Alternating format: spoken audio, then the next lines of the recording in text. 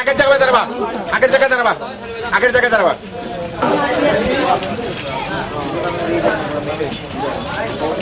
আমি আবারও এই খেলাটি আমাদের নওগাঁ জেলার খেলকে প্রমাণ করে। একটা জেলার ইতিহাস ঐতিহ্য সবকিছু ডিপেন্ড।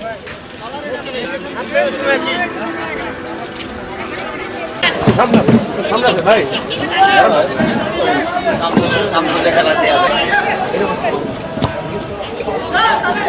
বৃষ্টি আসলে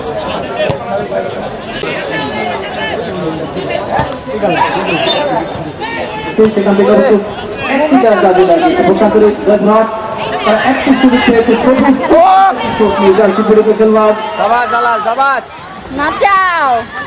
আলামিন আলাল সেখান থেকে বিভিন্ন পর্যায়ে বন্ধ করতে কিন্তু থেকে ইমপ্লিমেন্টার বল দিয়েছেন সতীশ খেলোয়াড়।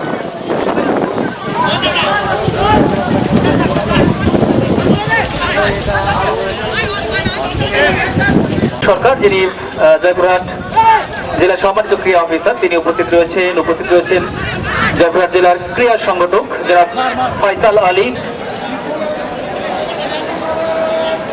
হয়েছে, সেখানে কিন্তু রয়েছেন রাইহান ইমতিয়াজ। সবাই জোরে একটা করতালি জেলা ফুটবল দলকে। দ্বিতীয় রাউন্ডে উত্তীর্ণ হলো নওগাঁ জেলা ফুটবল।